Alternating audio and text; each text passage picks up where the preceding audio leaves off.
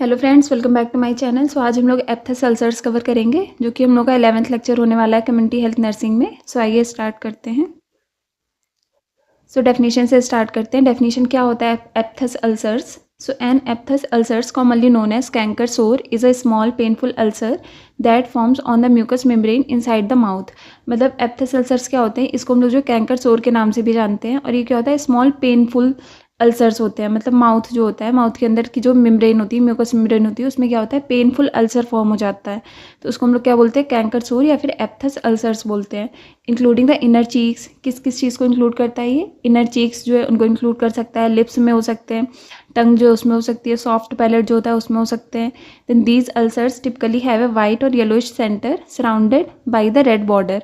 मतलब इसमें क्या होता है, येलो कलर का सेंटर होता है एंड रेड कलर का क्या होता है, बॉर्डर होता है। Aphthous ulcers can vary in size and often heal within 1 to 2 weeks without scarring. Aphthous ulcers क्या होता है, साइज जो है उसमें वेरी कर सकते हैं, छोटे हो सकते हैं, बड़े हो सकते हैं, एक हो सकता है, फिर मल्टीपल भी हो सकते हैं।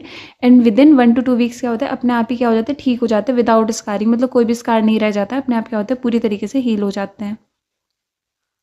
कॉजेज़ क्या हो सकते हैं, जेनेटिक डिस्पोजिशन हो सकता है, ट्रॉमा हो सकता है, कोई भी इंजरी हो सकती है, सच एज एक्सीडेंटल बाइटिंग हो गई, डेंटल वर्क हो गया कोई भी, या फिर अग्रेसिव टूथ ब्रशिंग है उसके कारण से हो सकते हैं aphthous ulcers. Can trigger the formation of aphthous ulcers. Then psychological stress हो सकता है, अगर कोई पर्सन बहुत ज़्यादा स्ट्रेस ले रहा है तो उसकी वजह से भी क्या हो सकते हैं, अल्सर्स हो सकते हैं। Then food such as acidic और स्पाइसी फूड, कोई ज़्यादा स्पाइसी फूड खा रहा है, अगर एसिडिक फूड खा रहा है, चॉकलेट हो गई, नट्स हो गए, सिट्रस फ्रूट्स हो गई, में ट्रिगर एप्थस अल्सर जो उनको ट्रिगर कर सकते हैं susceptible individuals. Nutritional deficiencies like vitamin B12 की डेफिशिएंसी है, अगर जिंक हो गया, आयरन हो गया, फोलिक एसिड हो गया, फोलेट हो गया, अगर इन सब की डेफिशिएंसी है तो भी क्या हो सकता है, एप्थस अल्सर्स जो है वो कॉज हो सकता है। हार्मोनल चेंजेस हो सकते हैं, हार्मोनल चेंजेस से मेंस्ट्रुएशन के टाइम पे जो हार्मोनल चेंजेस होते हैं उसकी वजह से भी एप्थस अल्सर्स जो है वो कॉज हो सकता है। प्रेगनेंसी में भी हो सकते हैं। ऑटोइम्यून डिजीज़ है, अगर किसी पर्सन को HIV है, एड्स है, मेडिकेशंस लाइक NSAIDs हो गई, बीटा ब्लॉकर्स हो गई, एसिमिटर्स हो गई, इनकी वजह से भी क्या हो सकते हैं, एप्थस अल्सर्स जो है वो हो सकते हैं। हर्पी सिम्प्लेक्स वायरस HSV हो गया, हेलिकोबैक्टर पाइलोरी हो गया, में एक्सैजरबेट और prolong the duration of aphthous ulcers. मतलब इनकी वजह से जो एप्थस अल्सर्स हैं वो क्या हो सकते हैं, प्रोलॉन्ग हो सकते हैं, तो लॉन्ग टाइम के लिए हो सकते हैं। स्मोकिंग है, स्मोकिंग भी क्या करता है, एप्थस अल्सर जो उनको कॉज करता है। सर्टेन टूथपेस्ट हो गए, ingredients like mouth washes containing alcohol और oral hygiene products with sodium lauryl sulphate, अगर कोई पर्सन जो सोडियम लॉरेल सल्फेट जो है इनको यूज़ कर रहा है तो इसकी वजह से भी क्या हो सकते हैं, एप्थस अल्सर्स हो सकते हैं। may irritate the oral mucosa and contribute to developing aphthous ulcers in susceptible individuals. Primary care क्या करेंगे, कॉर्टिकोस्टेरॉइड्स देंगे, टॉपिकल कॉर्टिकोस्टेरॉइड्स जेल्स और ऑइंटमेंट्स। एग्जांपल जैसे क्या है, ट्रायमसिनोलॉन हो गया, acetonide. Then to reduce inflammation and pain, मतलब पेन और इन्फ्लामेशन को रिड्यूस करने के लिए क्या देंगे, कॉर्टिकोस्टेरॉइड्स देते हैं। एंटीसेप्टिक माउथ वॉशेस देंगे, सिक्लोरहेक्सिडीन हो गया, gluconate mouth wash to reduce bacterial load and promote healing. Then topical anaesthetics दे सकते हैं, जैसे लिडोकेन जेल्स दे सकते हैं। Mouth rinse to elevate pain, मतलब पेन को एलिवेट करने के लिए क्या दे सकते हैं, लिडोकेन जेल्स जो है वो दे सकते हैं हम लोग। In systematic treatment include oral corticosteroids for severe cases that do not respond to topical treatments.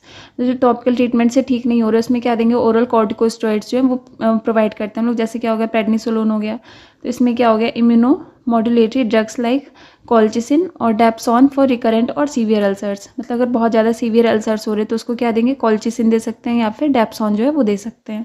ये क्या होता है, इम्यूनो मॉड्यूलेटरी ड्रग्स होती हैं। देन सप्लीमेंट डेफिशिएंसीज, मतलब अगर विटामिन की डेफिशिएंसी है, जैसे विटामिन B12 की डेफिशिएंसी, आयरन डेफिशिएंसी है, तो इसमें क्या करेंगे हम लोग, सप्लीमेंट जो है वो प्रोवाइड करेंगे। Then over the counter pain relievers, जैसे कि क्या दे सकते हैं, एनाल्जेसिक्स दे सकते हैं, जैसे इबुप्रोफेन हो गया, एसिटामिनोफेन हो गया। ये सारी चीज़ें हम लोग दवाइयाँ जो है वो किस में दे सकते हैं, पेन को रिलीव करने के लिए दे सकते हैं। लाइफस्टाइल डाइटरी मॉडिफिकेशंस कर सकते हैं, दस avoiding triggers like spicy food जो है वो अवॉइड करना है, एसिडिक फ्रूट्स जो है उनको अवॉइड करना है। Then management of stress by relaxation exercises, मतलब जो स्ट्रेस है उसको हम लोग किसी रिलैक्सेशन एक्सरसाइजेस से मैनेज करना है। मेंटेन गुड ओरल हाइजीन, मतलब अच्छी ओरल हाइजीन रखनी है। सॉफ्ट ब्रिस्टल जो टूथ ब्रश होता है उसको यूज़ करना है। हार्श माउथ वॉशेज जो उनको अवॉइड करना है। Follow up to monitor healing and manage any recurrent episodes and refer to specialist if ulcers are persistent, recurrent or associated with other systemic symptoms मतलब फॉलोअप करना है, और अगर जो भी सिम्टम्स है वो ठीक नहीं हो रहे हैं, बार बार आ रहे हैं, रिकरिंग हो रहे हैं, रिकरेंट हो रहे हैं बार बार, तो क्या करना है, स्पेशलिस्ट के पास में रेफ़र करना है।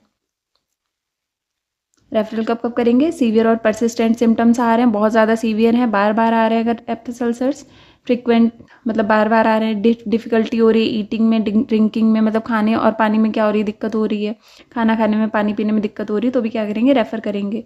देन एसोसिएटेड सिस्टेमिक सिम्टम्स, अगर कोई भी सिस्टेमिक सिम्टम्स आ रहे हैं, जैसे if the ulcers are accompanied by systemic symptoms such as fever, मतलब अगर अल्सर्स के साथ में फीवर आ रहा है, वेट लॉस हो रहा है, गैस्ट्रोइंटेस्टाइनल कोई इशू हो रहा है अगर, which could indicate N underlying systemic condition, मतलब जो कि क्या कॉज कर सकता है, जो कोई भी सिस्टेमिक कंडीशन है उसको क्या कर सकता है, एलिवेट कर सकता है। तो अगर सिस्टेमिक सिम्टम्स आ रहे हैं साथ में, तो हम लोग क्या करना है, रेफ़र करना है।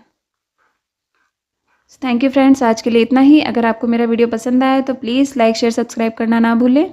Thank you so much.